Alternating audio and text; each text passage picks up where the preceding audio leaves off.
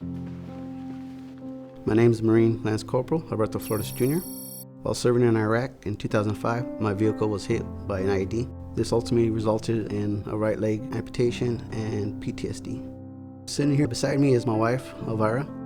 We've been together since 8th grade. I just thought he was handsome. I was like, wow. I don't know. She had a friend give me her phone number and told me to give her a call, which I did, and we've been together ever since.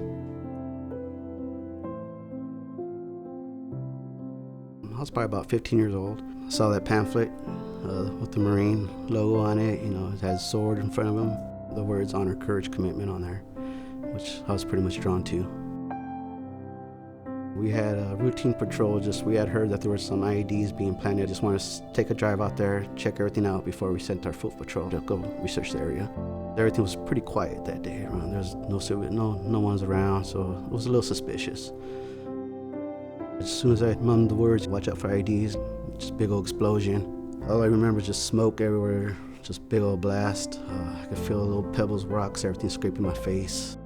As soon as I stand up, I just fell to the ground. And that's when I noticed I looked down, my whole leg was pretty much mangled. He did call me, and I remember it was in the middle of the night because that's their time. And it says, I was injured, my legs hurt, and it's going to be okay. I just remember walking in the hospital room, and his leg was just all up on the... You could tell it was really bad and stuff. And I just remember hugging him and kissing him. It just felt amazing to have her there. And having my son there with me finally, that's one of the things I was praying for when I was laying on that floor and looking at the sky. I was just like, God, please, just don't take me now. I need to see my family. I want to be with my family. And so to have them there with me, I felt like God just answered my prayers and just said, okay, here's your family. I had like 13 blood transfusions. They didn't tell me right away. They were trying to save it as much as they could, and then I found out that I was going to have to be amputated.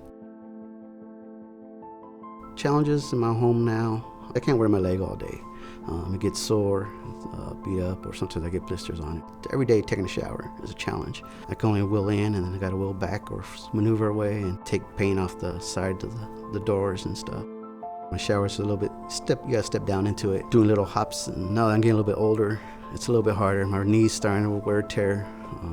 Even to use the restroom, I got to leave my wheelchair right at the doorway and then I hop in. It's a constant, just like, oh, is he okay? Like, if I know he's in the shower, I just want to go make sure, like, run over there, make sure he's okay. To go outside in my wheelchair and stuff is real challenging because it's a little higher, steep levels, and then my driveway's a little at a steep, so I only have like access to half my house because the other half is upstairs. I just want to make sure that he's able to do anything that I can do, and but yeah. A good friend of mine, Juan Arredondo, he was always watching out for me. He had told me about Homes for Our Troops and the great things they do. I was a little hesitant at first. I was like, I'm not sure, good things like this really don't happen to me. Yeah, he's a very hesitant guy. Like, he doesn't. So it took me. So she pretty much pushed me on. Like, let's give it a try. What's the worst can happen? All they say is no. Now that we're here, we see it. We've seen the slides. We've seen all the amazing things they do, and it's just like, wow. Yesterday when I seen everything, it's amazing. Like, everything that they have, like to pull down, he'll be able to get a dish, whatever, just on his own, not having to jump up and down off of his wheelchair. And even just the features that they even have, like in the closet for his clothes, same feature there. Take a shower without having to worry about, am I gonna slip this day, or it's gonna be an accident. It takes a lot of that out of the equation and lets me enjoy life, enjoy my family, enjoy my grandson every day, and it just takes a lot of burden out of my life. Growing up, I really didn't have that too much close family bondness, and that's one thing I wanted to change, with my family. I wanted to be more involved with them, more, with my son, and do things together. And with Homes for Our Troops, I think that'll be more possible. Homes for Our Troops is pretty much a lifesaver. Homes for Our Troops is amazing. To all the donors and supporters, I just would like to say thank you. Thank you very much. They just make it easier for us with everyday life.